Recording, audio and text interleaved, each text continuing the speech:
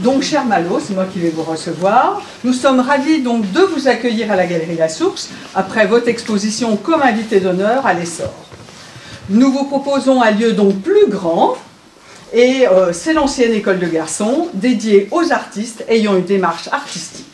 Cela vous permet, Malo, de présenter beaucoup plus d'œuvres pour notre plaisir. Vous êtes diplômé d'un master d'une école d'art et d'un master en conservation-restauration des biens naturels. Vous aimez enseigner et faire découvrir votre travail. Votre peinture animalière met les animaux donc à l'honneur. Grâce à votre talent, ils deviennent de véritables icônes. Ils sont très agréables à regarder et tout est compréhensible pour le visiteur. Vous entrez dans la tradition figurative et vous nous plongez dans un monde onirique. C'est un monde de rondeur, de douceur que vous nous proposez pour admirer ces animaux. Merci Malo pour votre talent. De plus, les week-ends, vous allez nous montrer comment vous travaillez, car vous êtes pédagogue, comme je l'ai dit tout à l'heure. Les visiteurs seront donc ravis. J'espère que le public sera nombreux. Merci à vous et bon séjour à Fontaine. Alors je vais vous présenter peut-être déjà un petit peu ma démarche artistique. Donc comme vous l'a présenté l'adjointe à la culture, à l'origine je suis restauratrice d'œuvres d'art, donc j'ai fait un premier parcours, on va dire, scolaire dans cette direction. Et puis à la naissance de mon fils, j'ai eu un besoin de me retourner vers mes premiers amours qui étaient la création artistique. Peut-être aussi parce que j'avais besoin de rondeur, comme vous me disiez, de douceur, de choses un peu moins compétitives, de choses plus calmes, plus douces, et je suis allée instinctivement vers l'animal. Et ma formation initiale fait aussi que j'ai toujours été passionnée par l'art asiatique, par l'enluminure, donc une approche avec la feuille d'or, avec le support bois, puisque toutes mes créations artistiques sont sur support bois. Et du coup, j'ai trouvé qu'il était intéressant de reprendre d'anciennes techniques et d'utiliser de façon moderne avec un sujet qui m'est cher, qui est l'animal. Donc vous remarquerez qu'il y a quand même des animaux qui reviennent un peu plus souvent, comme les singes, les ours. Donc c'est mes animaux de prédilection, parce que j'aime beaucoup leur mimique et je trouve que c'est intéressant de pouvoir... Alors les singes pour leur mimique et du coup leur regard et leur gueule, parce que c'est des animaux, on peut se permettre de dire ça. Et les ours parce que je trouve qu'ils ont des positions qui sont vraiment attendrissantes.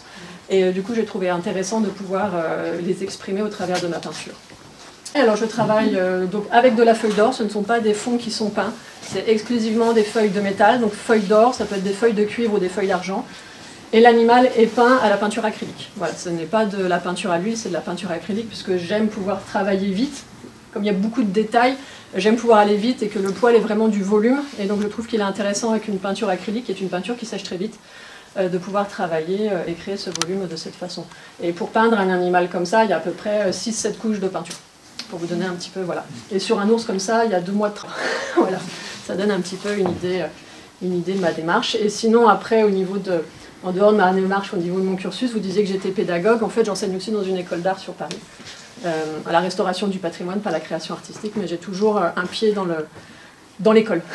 Alors moi, je travaille beaucoup avec des galeries internationales et un petit peu nationales. Je travaillais pas mal avec la Belgique, c'est ma clientèle principale.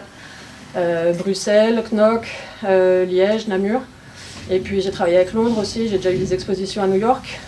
Et en fait, là, l'idée, c'est que je me suis rendu compte qu'on ne me connaissait pas en Bourgogne, à force d'être ailleurs. et un jour, je me suis dit, enfin un jour, il n'y a pas si longtemps que ça, je me suis dit, ça serait peut-être bien quand même de faire connaître mon travail à mes voisins, à mes amis, et puis aux gens qui habitent la même région que moi. Voilà. Je suis bourguignonne, j'habite à Nolay. La feuille d'or, vous avez appris avec la restauration? Alors dans ma formation initiale, on a une initiation à la dorure. Et après, je suis plutôt une touche à tout.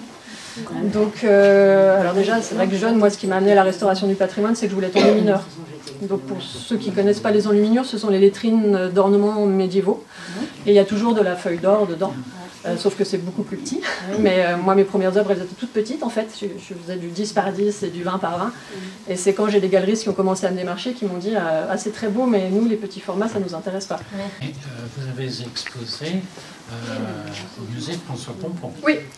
J'étais invitée à exposer. Mais est-ce que vous avez reçu le prix François Pompon? Alors pour le prix François Pompon, il faut être exclusivement sculpteur. Si vous avez d'autres questions, n'hésitez pas, sinon interpellez-moi. Merci pour voilà. l'explication.